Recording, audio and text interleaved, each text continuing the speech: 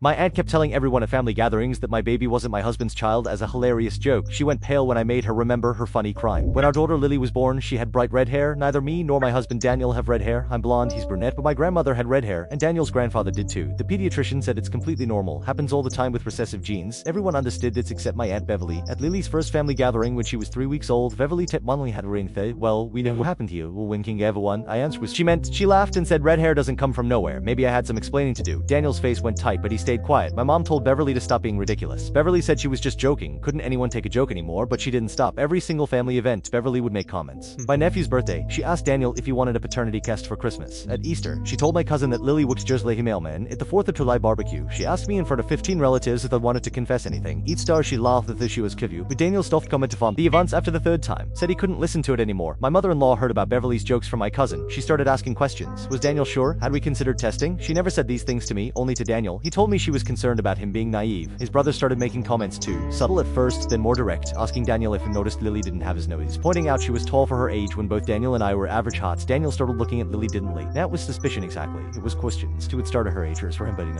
About her age of his. One night I caught him looking up DNA testing websites on his phone. He said he was just curious about ancestry stuff. Beverly thought she was being hilarious. At Thanksgiving, she brought a 23andMe kit as a gift, wrapped it in baby paper with a card that said, "For when you're ready for the truth." She announced to the whole table what it was. Said every family needed honesty. Daniel walked out, left me there with our baby and 20 relatives staring at us. I followed him to the car. He was crying. Said he hated himself for doubting with our constant jokes were getting to him. That maybe we shouldn't do the cuss just to shut it when I said if he hated a test. 3 years together and a planned pregnancy, then we had bigger problems than Beverly. We went home without eating dinner. Beverly texted me that night saying Daniel was too sensitive and couldn't handle a little teasing. That if I had nothing to hide, I wouldn't be so defensive. I didn't respond, but she kept going. Posted old pictures on Facebook of redheaded actors with captions like Lily's real daddy, tagged me in articles about recessive genes with laughing emojis and comments like sure Jan, started a group chat with email relatives asking if anyone else thought it was suspicious. Like having taught me Beverly was placing actual bets when Daniel would leave me. The breaking point came at Lily's first birthday party. We'd only invited close family, made it clear Beverly wasn't welcome. She showed up anyway, brought a gift. When Lily opened it in front of everyone, it was a onesie that said Daddy's Maybe on it. The room went silent. Daniel stood up, took Lily, and walked to our bedroom. I heard the door lock. Beverly was laughing, saying we needed to lighten up. She bought it as a gag gift. That Evelyn was too uptight these days. That's when I lost it. I told her she was a miserable woman who's destroyed relationships for energy.